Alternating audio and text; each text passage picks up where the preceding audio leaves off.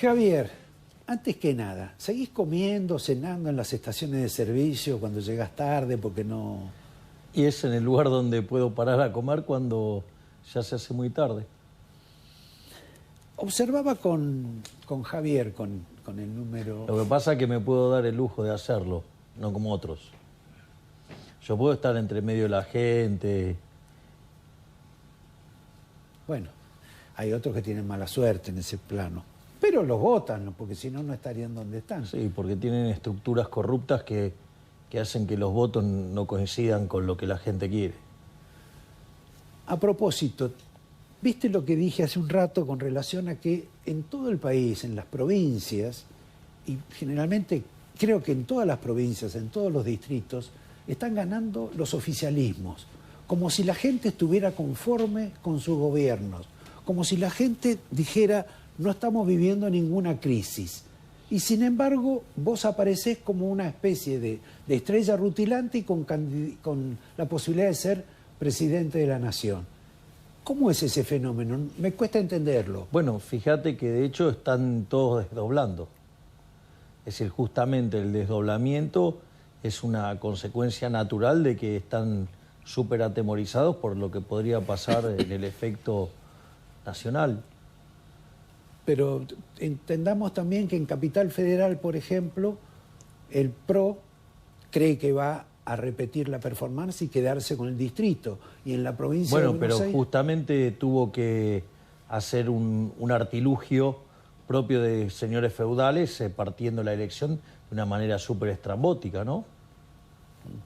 Con esto de las elecciones concurrentes. Sí, exactamente. Claro. No, yo te voy a preguntar, viste que está el famoso dicho de si no puedes contra ellos, úneteles. A vos te han tirado con todo para tratar de bajarte. Ahora a esta altura del partido ya parece que no pudieron con vos. Empieza la etapa de que se te va a empezar a sumar gente, te empezaron a golpear la puerta ya. Bueno, nosotros siempre estamos dispuestos a escuchar a las personas que están con vocación de hacer una Argentina mejor bajo los principios de la libertad. Es decir, nosotros no es que estamos abiertos, pero es a lo que venga. Porque nosotros creemos que no es armar un rejunte de gente para ganar y después vemos. Porque esos rejuntes para ganar y después vemos, en realidad terminan siendo desastres que lo único que hace es arruinarle la vida a los argentinos. Y de eso ya tenemos varias experiencias, ¿no? Porque tenemos lo que fue la experiencia de la Alianza, se juntaron para ganarle el peronismo, ¿sí? Una coalición heterogénea, y cómo terminó en un desastre. Otro ejemplo de coalición heterogénea, digamos, un rejunte de gente para ganar una elección, fue Juntos por el Cambio. Y que Cambiemos era en ese momento, ¿no? Y que terminó en un fracaso rotundo. Es más, esto de la heterogeneidad es tan pero tan importante que cuando llegó el caso del Frente de Todos en esta nueva versión, uno creía que podía llegar a funcionar porque los peronistas son muy verticalistas. Sí. Y sin embargo, a pesar de ello, no funcionó. ¿Qué quiere decir esto? Que vos, por tratar de ganar una elección, juntarte con cualquiera, deriva en un desastre. Entonces, por ejemplo, ¿por qué, digamos, o sea, siempre he renegado y he dicho que jamás estarían Juntos por el Cambio? Porque Juntos por el Cambio es inviable de base. Primero, ¿por qué? Porque tiene la Unión Cívica Radical. La Unión Cívica Radical son el estandarte del fracaso argentino, son, digamos, lo que le dieron inicio al fracaso en Argentina. De hecho, Irigoyen fue el primer populista en Argentina. Es decir, que el germen de la decadencia, digamos, lo metieron en la Argentina los radicales. Esto no quiere decir que después Perón no vino e hizo de la suya, digamos, a caballo de las barbaridades que hizo el golpe del 30, ¿no? O sea, digo, es un cúmulo de errores. Pero no solo eso, además son parte de la Internacional Socialista. Es decir, son los abanderados del fracaso. Es decir, donde esas ideas se llevaron a la práctica de manera extrema, fue un fracaso en lo económico, en lo social, en lo cultural, y mataron a 150 millones de seres humanos. Cuando uno mira la coalición cínica, ¿sí? la fuerza de la señora Carrió, y dije coalición cínica a propósito, fíjense que es un desprendimiento del radicalismo por izquierda. Es decir, son todavía mucho más inviables. Y después, el ala blanda del PRO son kirchneristas de buenos modales, no difieren en su visión de las cosas, en la interpretación, en las políticas, en las correcciones. O sea, son iguales. Es decir, son sepulcros blanqueados, ¿sí? Pero lo que está abajo es la misma porquería. Es decir, son las mismas ideas que nos hundieron. Hay dirigismo, corrupción, intervención, desprecio por la libertad. Que digan libertad porque en las encuestas les rinde, no los hace liberales.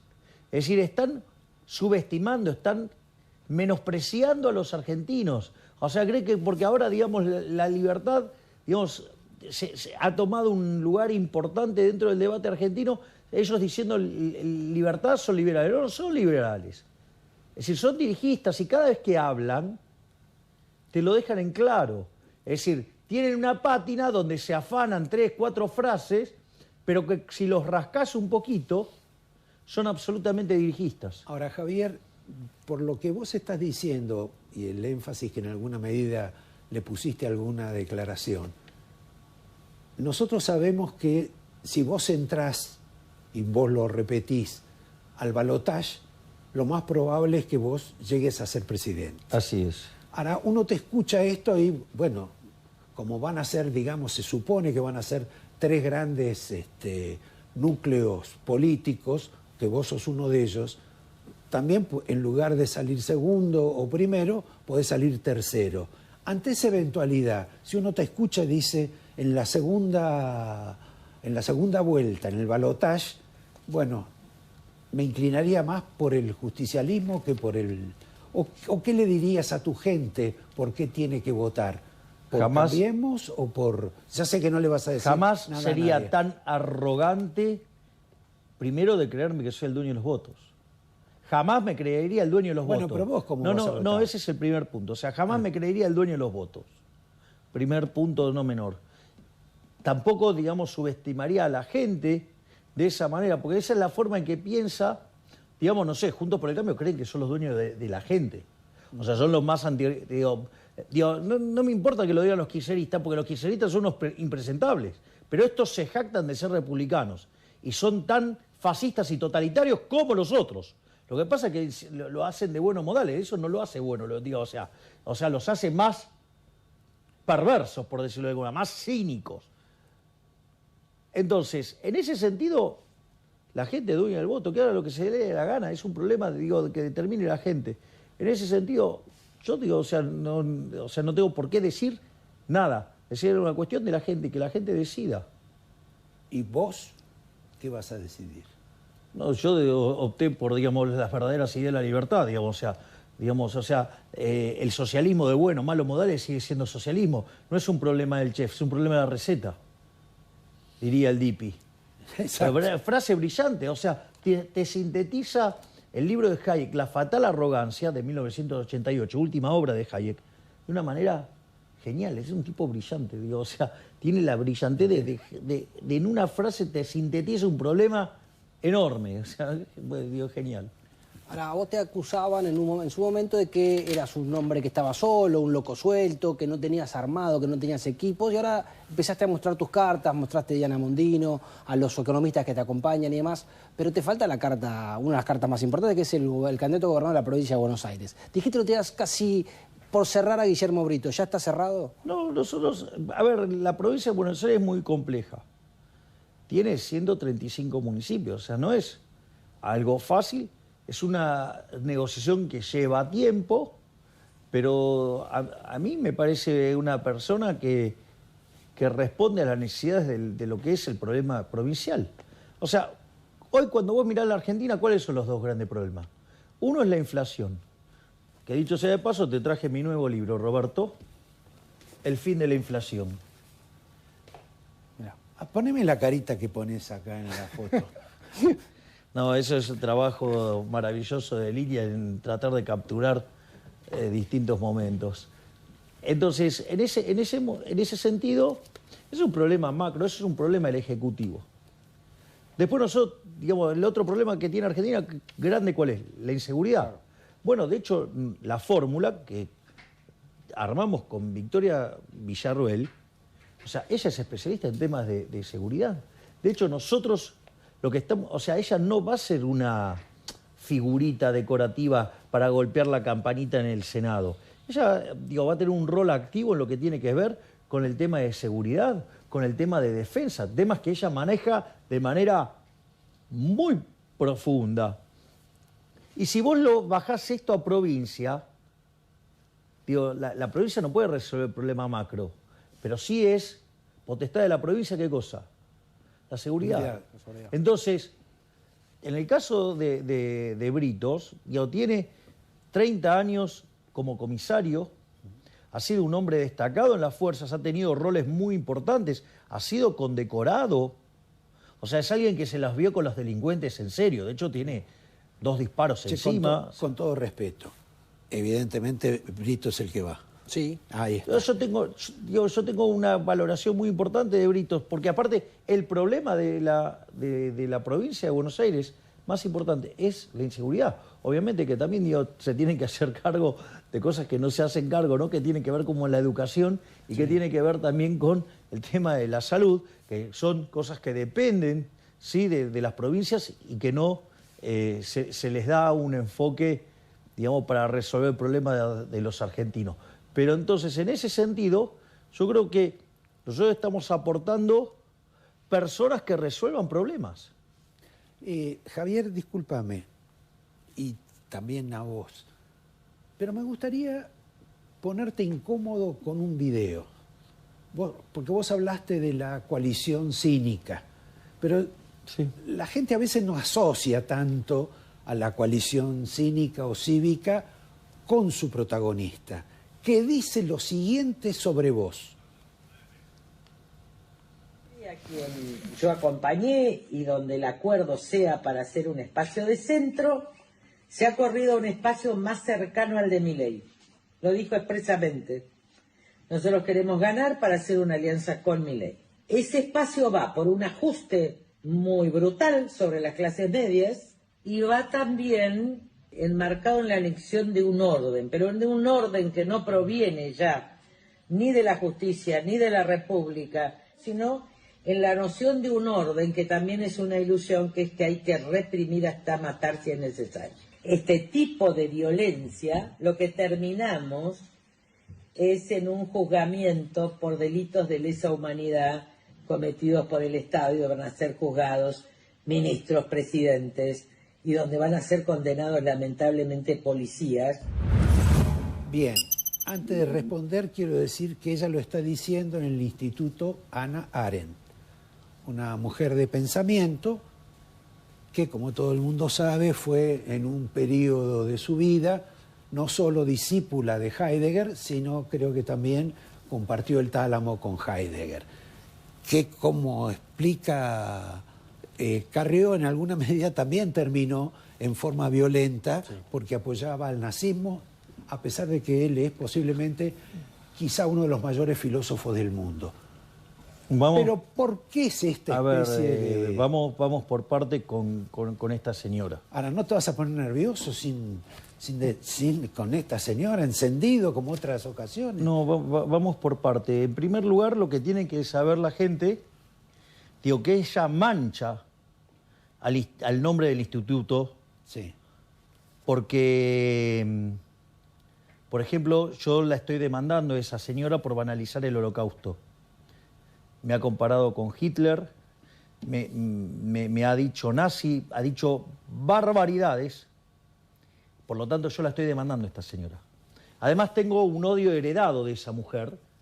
Como es una mentirosa, como es una calumniadora serial, es una gran mentirosa. Ella, por ejemplo, tuvo 2 juicios con Eduardo Urnequian que se los ganó. Y como yo durante muchos años fui economista jefe de uno de los 3 grupos más importantes de la Argentina, entonces la señora... traslación. Sí, hizo una traslación de su odio. Después, lo otro es... Esto, digamos, tiene un tema, digamos, vinculado a la psicología, que es la idea de generar un monstruo para asustar a la gente. Y eso es lo que está haciendo ella. Ella habla de ajuste brutal. La realidad es que el ajuste brutal es el que proponen ellos. Porque nosotros ¿No es el que están haciendo? Bien, digo, a ver, lo primero que hay que tener en cuenta es que gente que adhiere a las ideas de ella ha hecho que este país, de ser el más rico del mundo, hoy sea 140 al tipo de cambio paralelo. Argentina tiene más de 40% de pobres, tiene 10% indigentes. Esto es muy importante porque Argentina, si produce alimentos para 400 millones de seres humanos, la presión en el campo es del 60%. Quiere decir que el Estado se lleva el alimento de 240 millones de seres humanos.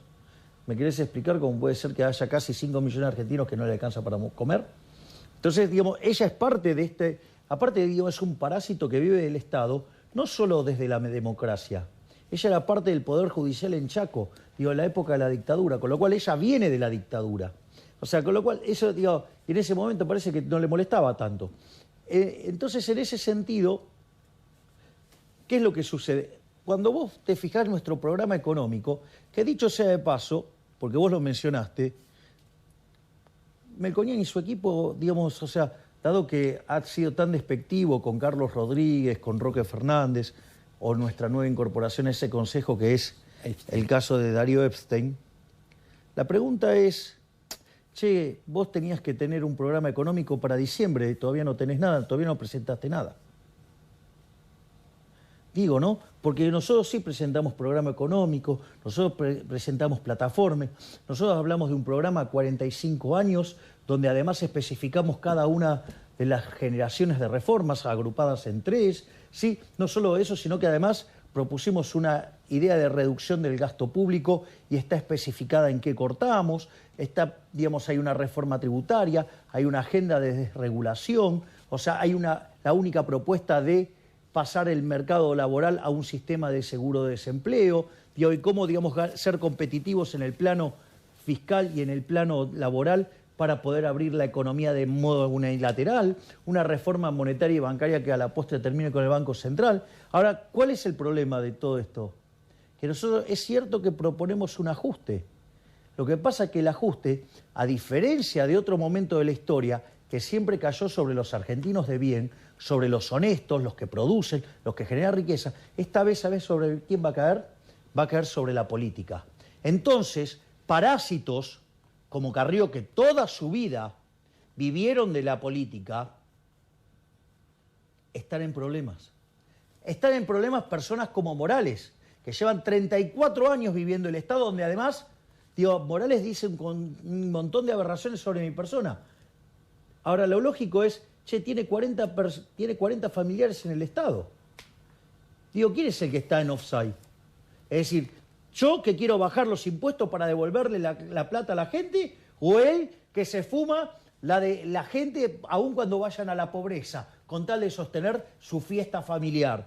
O, no sé, el señor Rodríguez Larreta, que hace 30 años que vive el Estado. O la señora Vidal, que hace casi 25 años que vive el Estado y que no puede explicar cómo, digamos, tienen el nivel de vida que tienen si toda su vida vivieron del Estado. Es decir, no se puede explicar el nivel de vida que tienen siendo que toda su vida vivieron del Estado. ¿Me comprendés? Entonces esa gente está muy nerviosa porque el ajuste va a caer sobre ellos, va a caer sobre los parásitos, claramente. Entonces un parásito como Carrió es, digamos, no sé, un parásito como Morales, un parásito como Negri, inútiles que nunca en su vida trabajaron, que nunca crearon valor, ¿sí? Que son los grandes parásitos de la Argentina y que en su arrogancia, que creen que van a estar mejorando la sociedad, lo único que hacen es empobrecerla, porque lo único que yo veo acá es que estamos cada vez más pobres y a los políticos les va bárbaro. Claro, entonces están aterrados y recurren a la misma estrategia de siempre. Se refugian en los más vulnerables, en los que menos tienen, en la población, para defender ¿qué? Sus privilegios de casta. Entonces dice, no, los va a ajustar a ustedes. El conjunto de los impresentables del Frente de Chorro es lo mismo, ¿no? Porque dice, digo, vienen por los derechos, o sea, digo, más o menos lo mismo. O sea, ¿por qué? Porque esta vez el ajuste lo va a pagar la política, lo va a pagar los chorros de la política. Se acabó la joda Se acabó la joda. A pesar de que hoy vine de civil. No, te agradecemos. Bajé del avión y vine. Pero ahora, de esa Argentina que vos proponés y que es idealizada para, digo, algún día logremos llenar, de la Argentina que tenemos hoy, ¿ese camino de una hacia otra es doloroso? No para la gente, es doloroso para la política, porque son los que van a perder.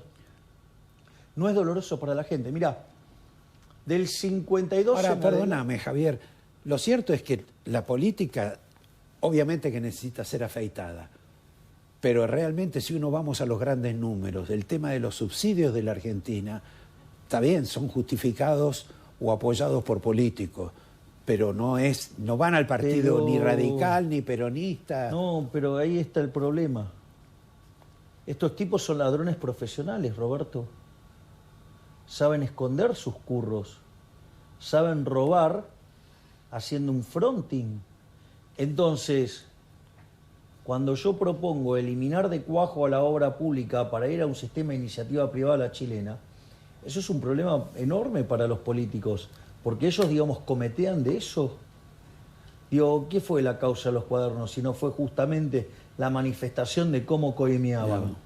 Digo, punto uno. Entonces, yo hablo de tocar eso, digo, a esta gente los afecta.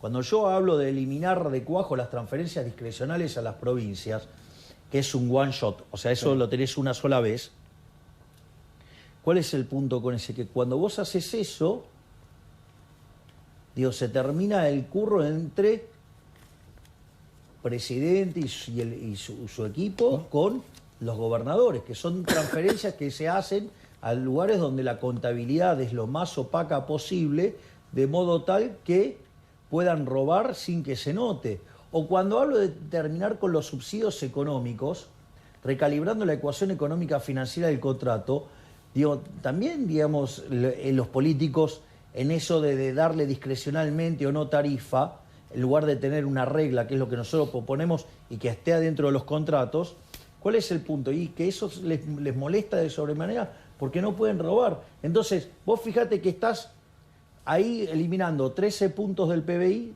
de gasto, que es una fuente de corrupción enorme, y claro, y eso los tiene súper violentos. Y aparte, digamos, mirá qué interesante, podríamos avanzar en una reforma, por ejemplo, del sistema de coparticipación, ¿sí? Y terminar, digamos, con estos delirios que están ocurriendo hoy, ¿sí? Con esto, digo, que se crean feudos. ¿Cuál es el problema? Que señores feudales como Infran o Capitanich o Morales van a tener problemas para, que busquen una forma de vivir honradamente, ¿sí? Gobernando verdaderamente. Que dicho sea de paso, digamos, o sea, a los medios afines de Juntos por el Cambio no se les ocurrió demostrar la manifestación de las antorchas que tiene Morales y el intento que tuvo de avanzar sobre la Constitución. Pasó de largo, parece, ¿no? Pasó de largo, ¿no? sí. Es Digo, cierto. o sea, digamos, o sea, que no es el único que tiene vocación totalitaria. Digo, en Mendoza el señor Cornejo también, ¿no? Digo, si no recordemos que, digamos, todo el conjunto de censuras... Parece que es una actitud humana, ¿no? De las cuales yo he sido víctima y que me hicieron la vida imposible para viajar a Mendoza, ¿no? Parece que les dolió mucho ese acto de 20.000 personas escuchándome hablar de dolarización. Javier, saliendo un poco de ese tema y de una dificultad que hoy tiene la Argentina en materia económica con relación a su negociación con el Fondo Monetario, que dicho sea de paso es entendible, digamos, S&P Argentina lo llevó a la categoría de default selectivo. Exactamente. O sea, estamos prácticamente... O sea, en realidad, digamos, Argentina está en default. Sí, claro. O sea, digo, lo que pasa es que se lo maquilla el default. Es decir, si vos tenés 2.500 puntos de riesgo país, si vos tenés que la punta corta, el riesgo país es 5.500, digo, vos tenés un problema grave. Es decir, si querés mirar para otro lado es otro problema, pero que el problema está, no tengas ninguna duda.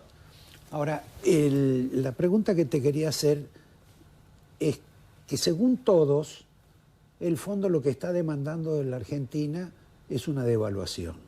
Y ya a esta altura de las circunstancias, me gustaría saber qué pensás vos sobre ese tema de la devaluación, más allá de que uno diga, bueno, se supone que le van a bajar la mitad del salario de $200 a 100, que van a empobrecer aún más los activos, las empresas, que se va a dañar bastante más al Estado porque están endeudados en dólares.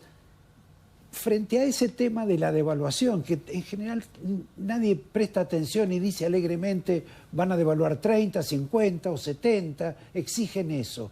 ¿A vos qué te parece esa solución filo ortodoxa que plantean? No, a ver, vamos por partes, porque el tema es el desastre monetario que tenés. Porque lo que no hay que caer en la trampa es creer, digamos, que la devaluación ocurre, digamos, por no sé qué cosa. O sea, en Argentina es fundamentalmente explicada por un problema monetario. A ver, está bien. Digo, para acomodar las bases. O sea, la inflación es siempre y en todo lugar un fenómeno monetario, generado por un exceso de oferta, ya sea o porque sube la oferta, o porque cae la demanda, o las dos cosas, y eso genera una pérdida de poder adquisitivo del dinero, y todos los precios expresados en dinero suben. El tipo de cambio es un precio más de la economía. Eso es lo primero que hay que comprender. Primer punto. Segundo punto es, porque entonces la devaluación tiene que ver con eso, digo, con que la suba de un precio específico. Ahora, ¿cuál es el problema? El problema es que Argentina en su problema inflacionario básicamente arranca con tres problemas. Uno es con la emisión monetaria pasada. Recordemos que este gobierno emitió por el equivalente de 16 puntos del PBI. Por lo tanto, y eso tiene un rezago de 2 años. Bueno, digo, la inflación, digamos, que viene de todo lo que emitiste no la podés parar, porque ya está emitido. Primer punto. Segundo punto, tenés un problema con la emisión monetaria presente, que tiene que ver, ya sea o con los delirios del dólar soja, que es una devaluación transitoria elegida para un determinado jugador, lo cual es un disparate, ¿sí? Y además tiene que ver con el financiamiento del déficit fiscal. Y lo más grave todavía es que vos tenés el problema de la emisión monetaria futura, que son las LELIQs. Sí, hoy esa relación está en 2,7, o sea, está en un nivel ya más alto que el que vos tenías en la previa de la hiper de Alfonsín. Es decir, que está sumado a que vos tenés un desequilibrio monetario peor que el que tenías en el Rodrigazo, indicadores sociales peores que el 2001, quiere decir que está todos los elementos dados para una crisis monumental. Y ese es el marco analítico. Ahora, el punto es, y eso es lo que no entienden. Bueno, el oficialismo no entiende nada, o sea, de esto, o sea, son precámbricos, o sea, por eso no se puede ni discutir, porque es como que ni siquiera suman con un ábaco. El tema es, a ver, digamos, las propuestas de los de Juntos por el Cambio, ¿no? No, pero me interesa la propuesta del fondo. No, está bien, pero es como que siempre pero pide es que lo mismo. Fondo, sí, bueno, pero es que siempre el problema argentino es el mismo. O sea, Roberto, digamos, a ver, vamos a ponerlo en fácil. Argentina, de los últimos 122 años, tuvo déficit fiscal durante 112. De las 22 crisis que tuvo, 20 tienen origen fiscal. Ese origen fiscal puede ser por alto déficit fiscal o por un escándalo de déficit fiscal. Ya sea el Rodrigazo en el 75 con 14 puntos del PBI, ya sea, digamos, por ejemplo, el caso de la tablita cambiaria con 11 en el 81, en el caso de la hiperinflación de Alfonsín con 8, la convertibilidad con 7. Hoy tenemos 12. 12. O sea, estamos cerca del Rodrigazo. Y esto es lo importante. ¿Cómo se componen esos 12? Porque 5 tienen que ver con el déficit del Estado. ¿Y 7 dónde están? En el Banco Central. ¿Por qué menciono esto? Porque, por ejemplo, muchos de los economistas de Juntos por el Cambio, pareciera que, primero que, en lugar de hacer las cuentas profesionalmente, para que tenga consistencia la macro, hacen las cuentas tratando de quedar bien con el político al que responden. Primer punto. Sí, claro. Lo cual es gravísimo. Porque uno necesita un economista, no un político, para la economía. Bueno, pero lo cierto es que todos operan así. Bueno, yo no. Vos lo tuviste acá de Pablo y dijo, yo no quiero ser ministro de Economía de Milei, digo, te lo regalo. O sea, yo voy a ser hiperortodoxo. O sea, en eso. ¿Qué quiere decir esto? Si van solamente por el ajuste de flujos, es decir, por ajustar solamente la cuestión fiscal, vos tenés todavía un desequilibrio enorme de stocks adentro del balance del Banco Central. Entonces, si vos solamente ajustás, que no le gusta nada lo de Juntos por el Cargo, porque le encanta gastar, o sea, son tan gastadores y ladrones como los del Frente de Chorros, pero nada más que lo hacen de manera elegante. ¿Cuál es el problema? El problema radica en que no solucionás el problema de los stocks. Entonces, ¿qué quiere decir? Digo, no arreglo el problema de la LELIQs. Entonces vos liberás y todo ese stock se te convierte en un flujo atacándote la moneda. Por lo tanto, te vas a una hiper. Es decir, esa es una alternativa. La otra alternativa es que hagan esto y digan, bueno, el problema, ¿sí?, de el mercado de cambios lo limpiamos con el paso del tiempo. El problema es que eso quiere decir que vos no vas a levantar el cepo. Si vos no levantás el cepo, mantenés un exceso de demanda en el mercado de divisas. Porque vos hoy, el paralelo está arriba de los 500 mangos. Y el oficial, no sé en qué número, digo, ni me importa, es un número controlado, ni siquiera me interesa. Entonces, ¿qué es lo que pasa? Es decir, pero tiene una brecha del 100% más o menos. Entonces, ¿qué es lo que sucede? En ese contexto que vos tenés ese exceso de demanda, implica un exceso de oferta del mercado de bonos. Es decir, precio de los bonos bajo, sí, tasa de interés por las nubes, quiere decir que el riesgo país vuela. Eso te descoordina el sector real de la economía, te descoordina ahorro e inversión.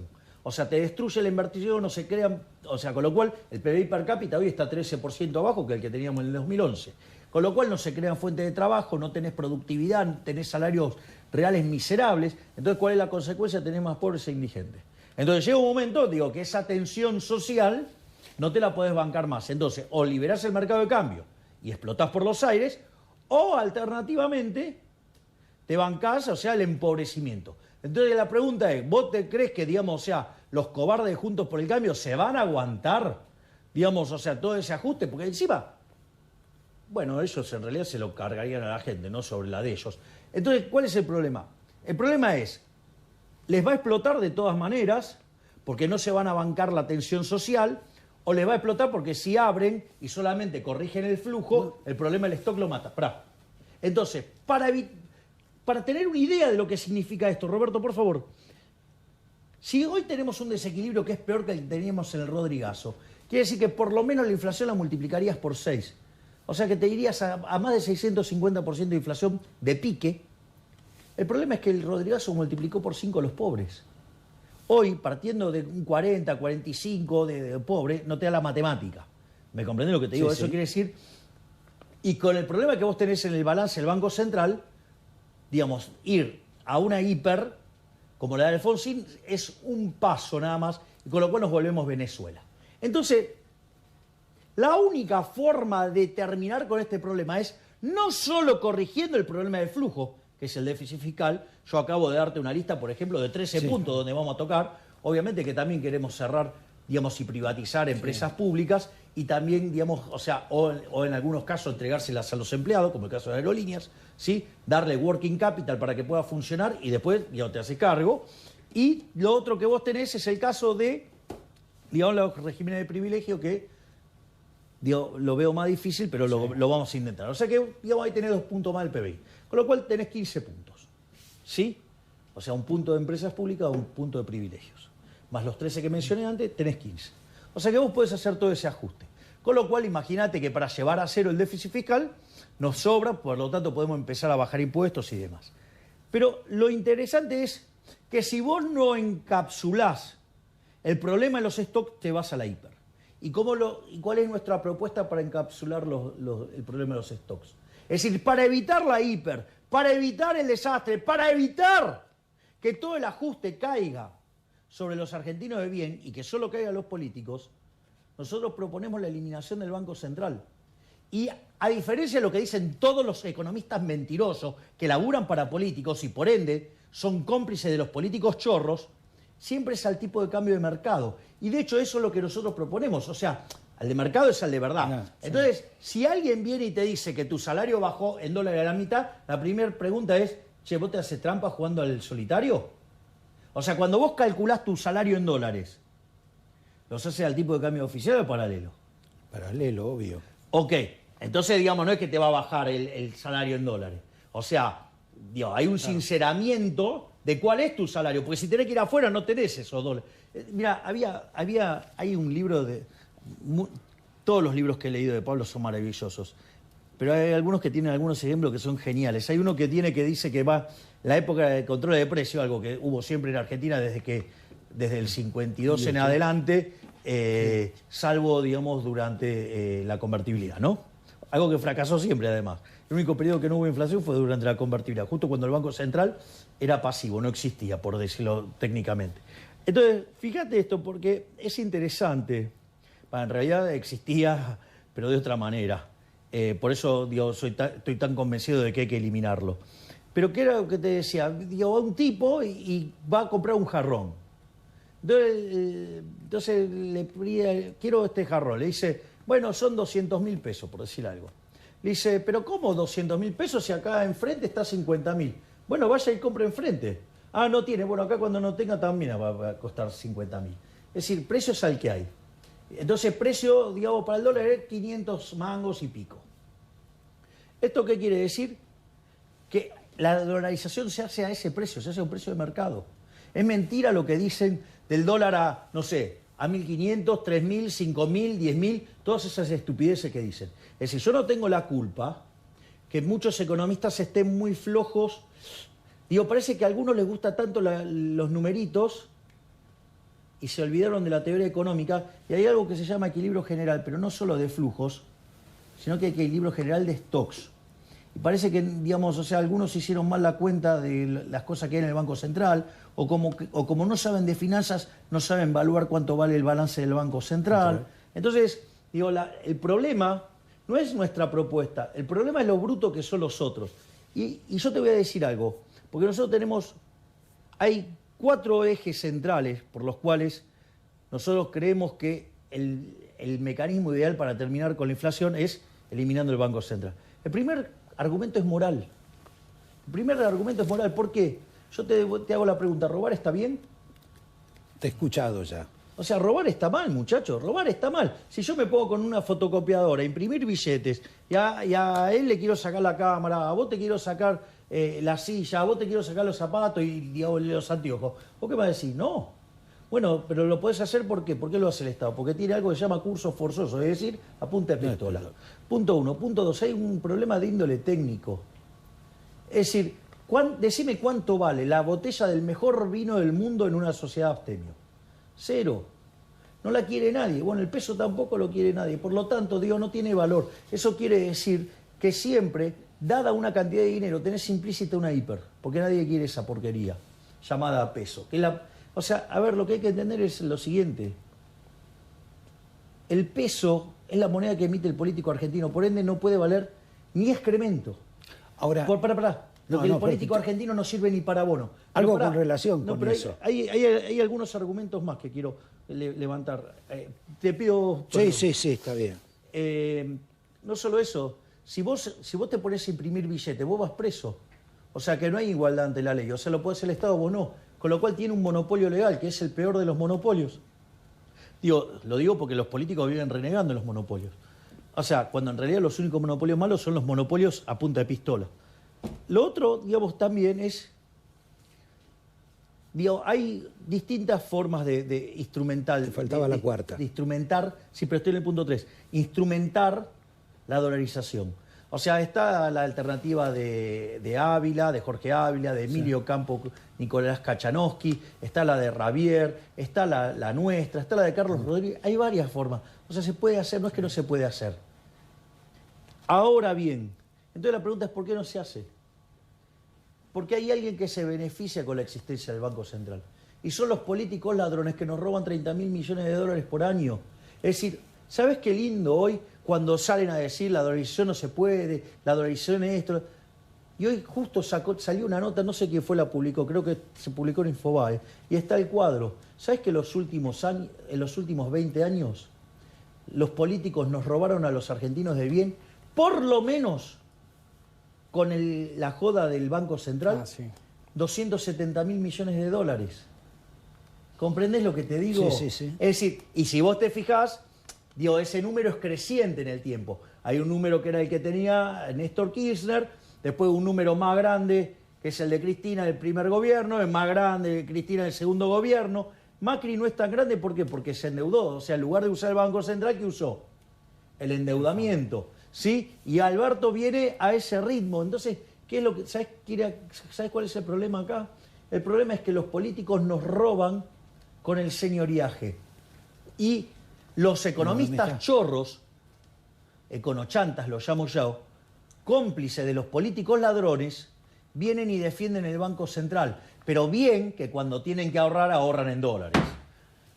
Y bueno, el tema de la dolarización te vamos a dedicar a otro programa, porque hay un montón de simbologías también que hacen falta introducir en todo esto, que es la convicción general de la gente de que el peso es argentino. Está bien. A ver, yo primero, te voy a y que el decir algo. señoreaje mejor tenerlo nosotros. Para. Bien, porque voy a hablar de un economista impresentable que se jacta de ser liberal y dijo unas cuantas aberraciones al respecto. La primera, digo, me pareció casi cómico, diciendo, ¿pero qué? Ahora nuestros próceres, ¿qué van a hacer? Washington, Sí. Lincoln, Hamilton, Jefferson, Grant y Sí, Franklin. los grandes. Digo, hago una pregunta.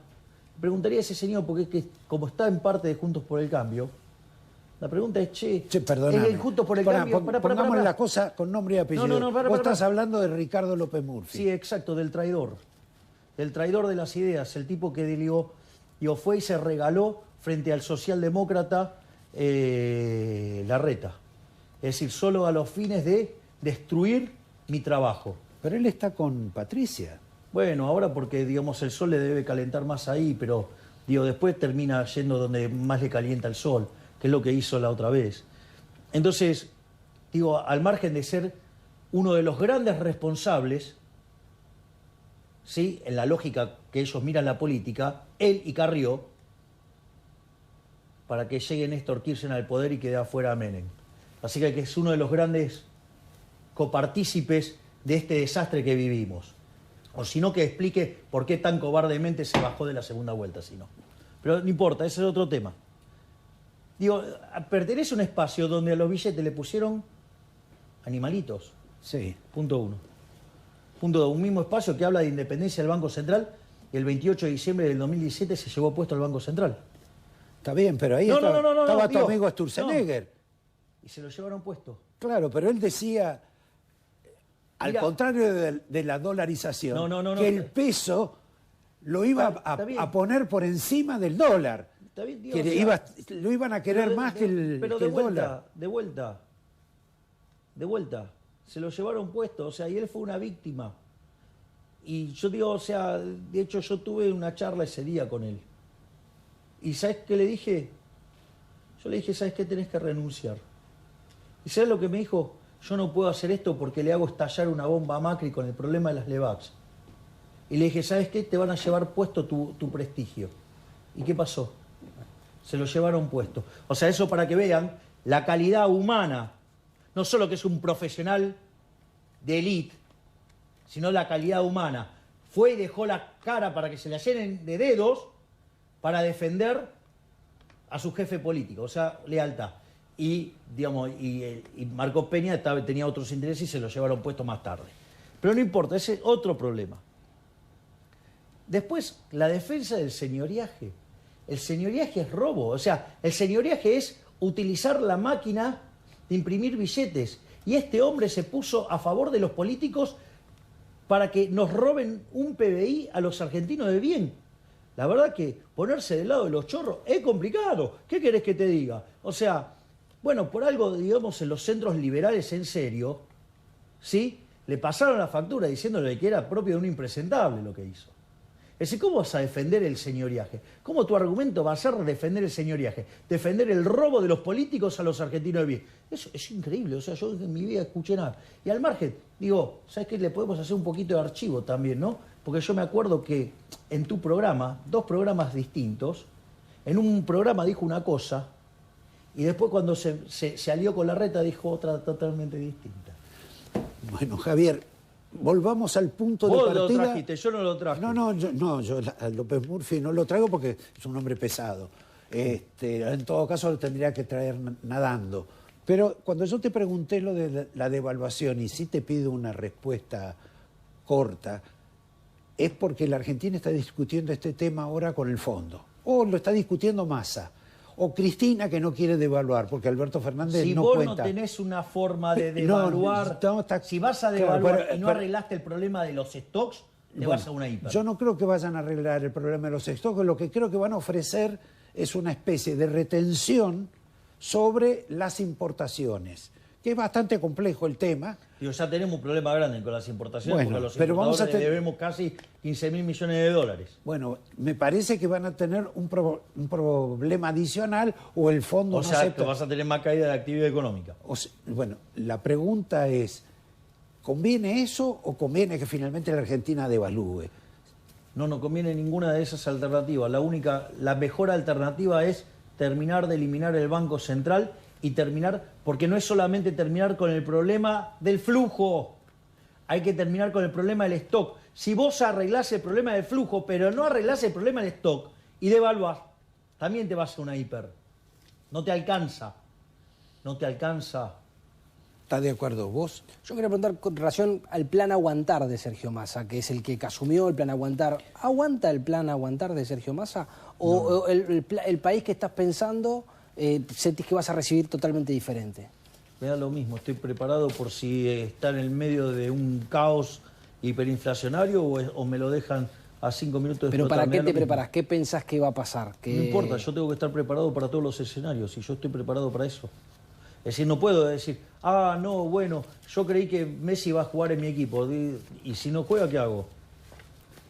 ¿Me comprendés? Sí, pero hay algo interesante, si me permitís hacer una nota de color sobre el comentario que hiciste al inicio de cuando estabas haciendo la editorial. Porque vos hiciste un planteo propio de una buena persona. Y resulta que no lo es. No. No te voy a permitir que le hagas eso a mi hijo, ¿eh? Pero le estoy diciendo que hizo un planteo de una buena persona. Que es lo que no es en general el político. Los políticos son una basura. O sea, son de... Mirá, yo me acuerdo que al poco tiempo de asumir me hacen una nota y me dicen, no, usted que decía que la casta, que esto, que lo otro, ¿no? Sí. Y entonces me preguntaron, ¿y ahora qué opina? Que hace como 3 meses que estaba adentro. Digo, o sea, imagínate, estamos hablando... Y le digo que me equivoqué.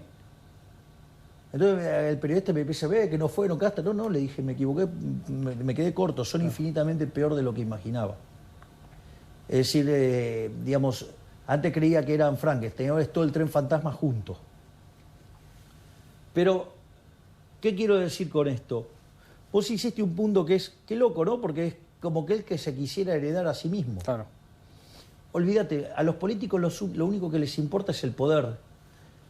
Y prefieren que estalle la bomba con ellos en el poder que ellos fuera del poder. Porque lo importante es tener poder para satisfacer su ego, ¿sí? El poder vinculado al ego, ¿sí? Su codicia y su lujuria. O sea, digo son así de... pero esa es la lógica del ser humano. Sí. Entonces, ¿qué quiere decir esto? Que en realidad, si logran que esto explote 3 días después de las elecciones, fantástico, porque sacaron la mayor cantidad de votos posible. Claro. Eso es lo que hay que entender, que al político no le importa a la gente, o sea, no le importa nada de vos, de él, de ella, de ellos, de nadie. Es decir, no les importa nada, lo único que les importa es tener poder por una cuestión de ego, ¿sí? Para hacer cosas que sin el poder que les brinda el monopolio de la fuerza, de la violencia que es el Estado, podrían hacer, y además, digamos, satisfacer su codicia y su lujuria. Entonces, no les importa nada. Es decir, lo único que les importa es llegar y mantener el poder. Y ahí es donde aparece el problema conmigo. Tanto para los parásitos ladrones del Frente de Todos, como los parásitos ladrones de guantes blancos, sepulcros blanqueados, ¿sí? De Juntos por el Cambio. ¿Por qué? Porque te hago una pregunta. Supongamos lo siguiente, gana el Frente de Todos.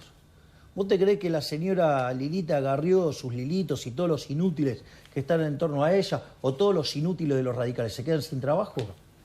No, siguen teniendo todos los mismos curritos de siempre. No, van a tener más. Bueno, y si gana Juntos por el Cambio, digo, los otros tampoco se quedan sin negocio. De hecho, en el fondo son socios. Cambian del lado del mostrador. Exacto. Por eso tanto les gusta polarizar.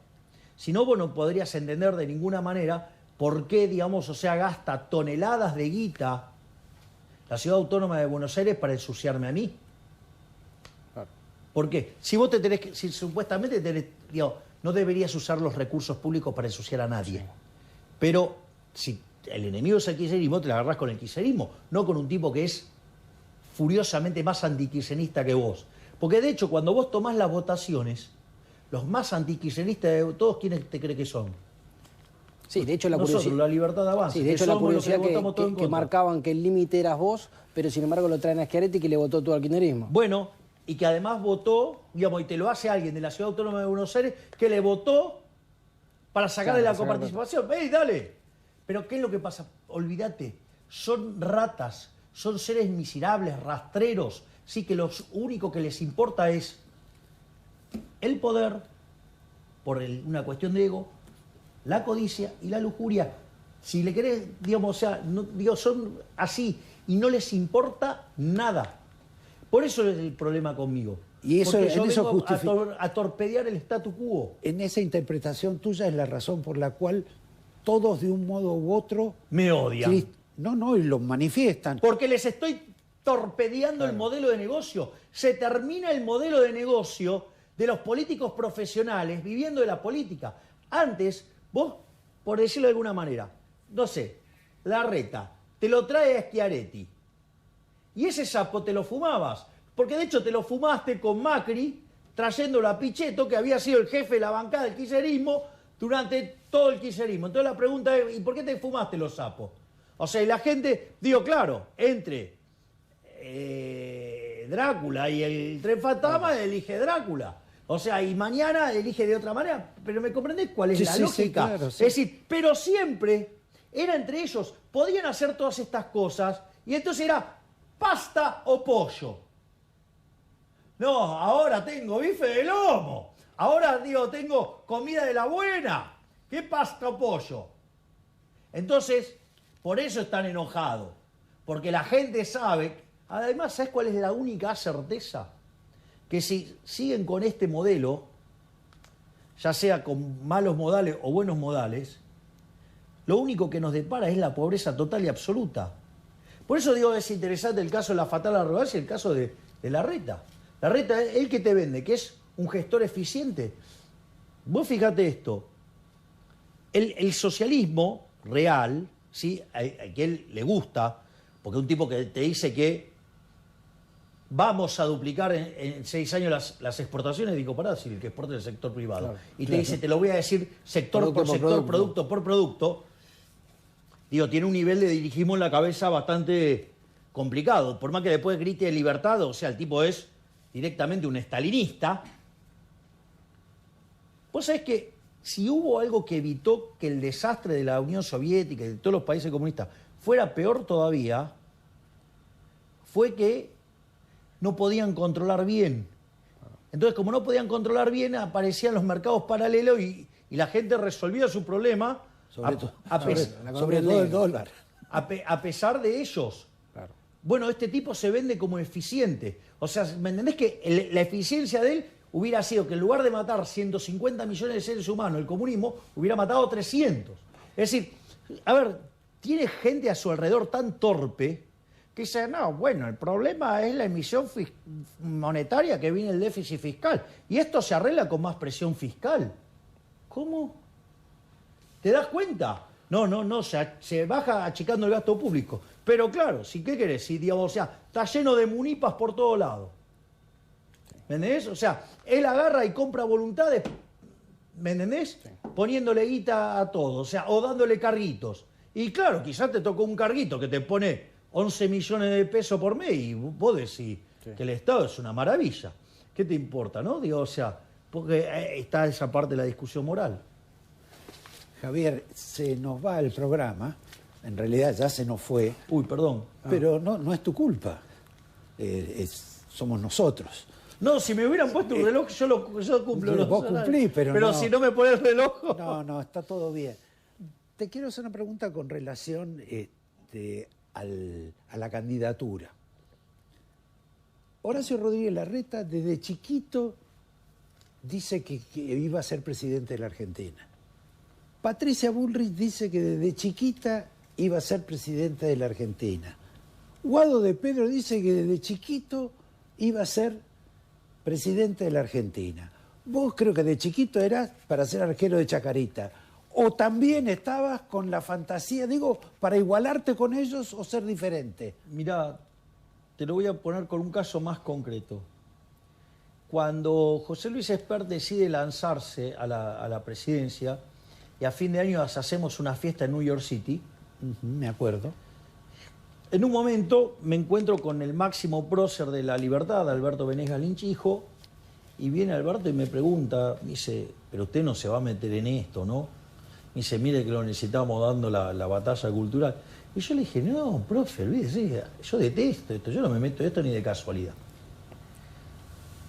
Después, la llegada al gobierno de Alberto Fernández y su asesor en medios, como se vendía en aquel momento, hoy el diputado Leandro Santoro, iba y pedía en los canales por la censura de mi persona y gente del satélite y de su entorno pedía la censura de los liberales. Cuando yo empecé a notar ese efecto, dije, se acabó la batalla cultural, acá hay que meterse en el barro y dar la pelea en el barro. Y así fue como me metí. O sea, en el fondo, digamos, terminó siendo la reacción de estos totalitarios. Y vos fíjate esto, porque todos esos que vos mencionás le piden el voto a la gente, ¿sí?, para cambiarle la vida. O sea, le están proponiendo manejarle la vida. Nosotros, cuando te pedimos el voto, es para devolverte la libertad. Es decir, por eso nosotros queremos ir contra el Estado, achicar el Estado. ¿Por qué? Porque fíjate que, ¿qué es la esclavitud? Un sistema donde tenés 100% de Estado. O sea, 100% de Estado es lo mismo que la esclavitud.